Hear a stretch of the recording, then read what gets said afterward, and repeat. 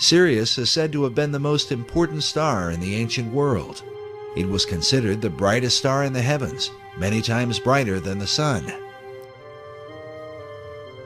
The Great Pyramid was built to synchronize with Sirius, so that the light of this star would shine into the Queen's chamber, supposedly to cast a beam upon an initiate during a ritual. Sirius is considered to be the dog star. It's considered to be the most evil star in the Egyptian pantheon. And the reason for this is because in ancient Egypt they depended on the Nile. And during the time when Sirius is in its ascendancy, which is in late July and early August, was the time of drought. It was a time when the Nile was at its most weak in terms of being able to be used for crops. And so the Egyptians thought this was a time of blasted blight, drought, and evil. It seems strange then that Sirius should be related to the founding of America.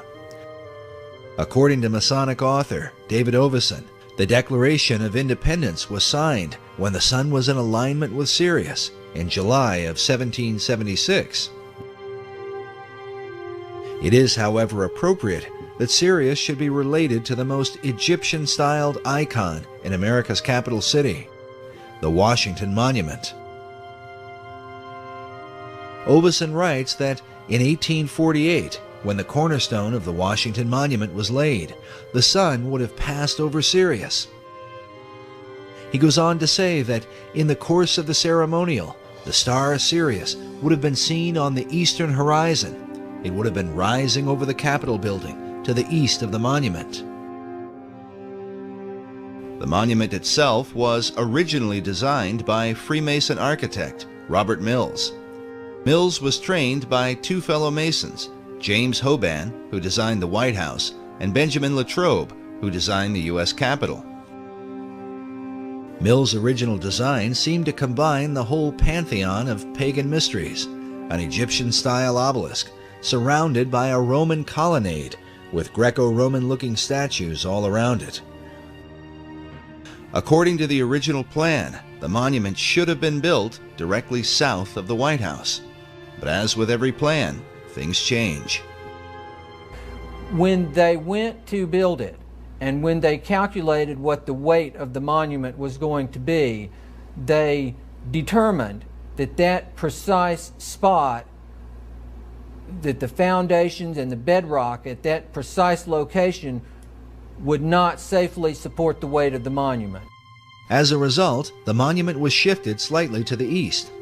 While it is not in a perfect alignment with the White House, it would end up in a perfect north-south alignment with the Masonic House of the Temple, which was built some years later.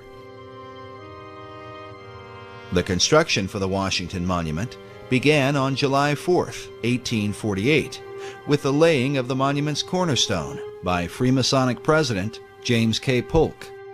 The project itself would take over 30 years to complete, during which time funding for the project would be scarce, the American Civil War would take place, and many ideas about the monument would develop. When the aluminum capstone was finally set on December 6, 1884, the end result would be a much simpler and more Egyptian figure than was first envisioned. The shift in design was the influence of George Perkins Marsh, the man considered the father of the modern environmentalist movement. In 1876, Marsh was the U.S. minister to Italy. While there, he spent years studying the many obelisks which had been brought from Egypt. It was he who realized that the height of a traditional Egyptian obelisk was approximately 10 times the base, causing the plan for the Washington Monument to be reduced from 600 feet to 555 feet. As for the colonnade and statues planned by Mills, Marsh wrote, "Throw out all the gingerbread of the Mills design and keep only the obelisk."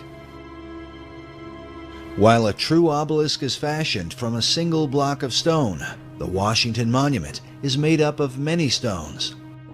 The hope of the Washington Monument Society was that the structure would reflect the idea of, out of many, one.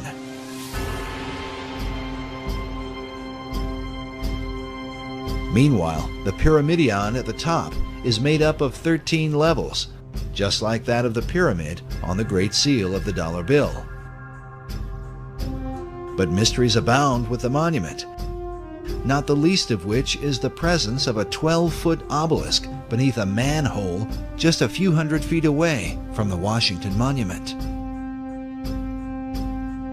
It appears to be a miniature replica of the monument itself, but as to why it is there, no one seems to know.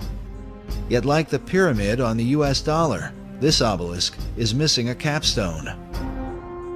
Meanwhile, Masonic author David Oveson is convinced that the Freemasons who signed the Declaration of Independence on July 4th and who laid the cornerstone for the Washington Monument on that same date would have been familiar with the rising of the Egyptian dog star Sirius, as it is an important symbol in Freemasonry. Interesting thing about all of Freemasonry is that symbolism is ultimately very important. They don't put a lodge in the East because it's a nice place and it looks good.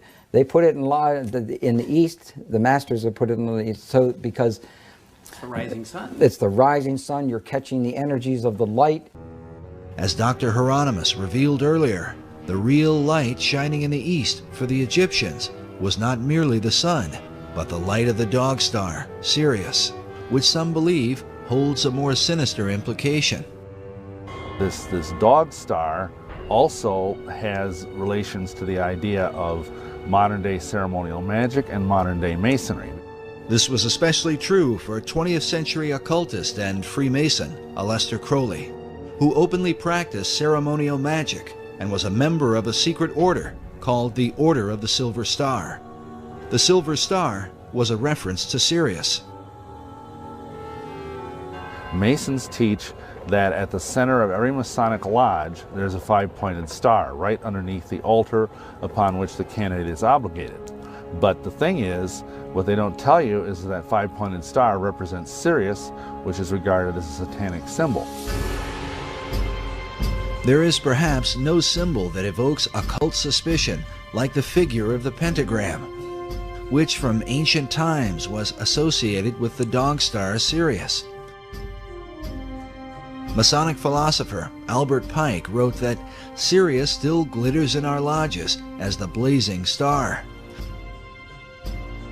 The blazing star is an ancient Gnostic term for Sirius, and as shown here, is symbolized in Freemasonry by the five-pointed star or pentagram.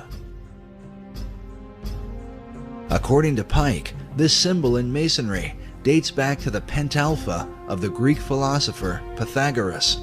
The pentalpha gets its name for the 5 alphas or Greek letter A's which make up its composition. Typically in Freemasonry, you see the five-pointed star with the nose point down. Now, there's even a division in Masonry which considers this the evil side of Freemasonry as opposed to the non-evil side. For example, Freemasonic lodges in New York do not use the nose side down star. They turn it around so the nose is pointing up, and they consider that a good variety of Freemasonry. Here is an upright Masonic star, which is another type of the blazing star mentioned earlier. Some believe this representation of Sirius may be the origin of the five-pointed stars which adorn the American flag, as well as the stars that adorn the Statue of Freedom on top of the U.S. Capitol. Incredibly, these same five-pointed stars were carved by Freemasons into the ceiling of Rosslyn Chapel in Scotland more than 500 years ago. Because Sirius is said to arise in the east, it also became known as the Eastern Star. To the Egyptians, Sirius was identified with the dog god Anubis, which is where the name Dog Star comes from. Anubis was said to have guarded the gates of death and was the protector of mysteries. Meanwhile, the Romans recognized Sirius as Janitor Letheus, or the Keeper of Hell. These dark associations may be the reason for the sometimes grim view of Sirius and the five-pointed star that represents it.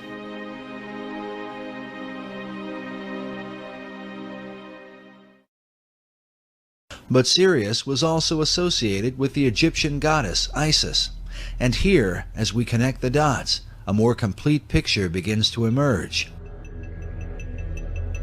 For the Egyptians, the rising of Sirius in the east preceded the annual flooding of the Nile River, which for them was a magical event.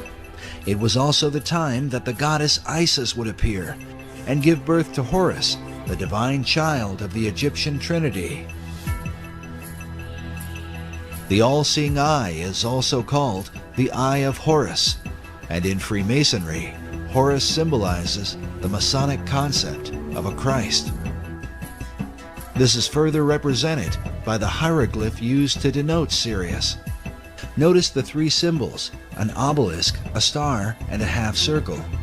According to Egyptologists, the half circle is used to denote what is called the benben, or the capstone used atop the pyramids. Throughout all history, it has been said that the capstone to the Great Pyramid of Egypt has been missing, which is why the all-seeing eye of Horus floats in its place above the pyramid on the back of the dollar bill. According to occult philosophers, the light which illuminates the eye comes not from the sun, but from the dog star Sirius, as is demonstrated by this illustration of the blazing star of Masonry, centered by an all-seeing eye. As Robert Balville writes, in many esoteric traditions, the return of the capstone of the Great Pyramid will signal the return of the Great Initiate, which, according to many prophecies, signifies the return of the Christ.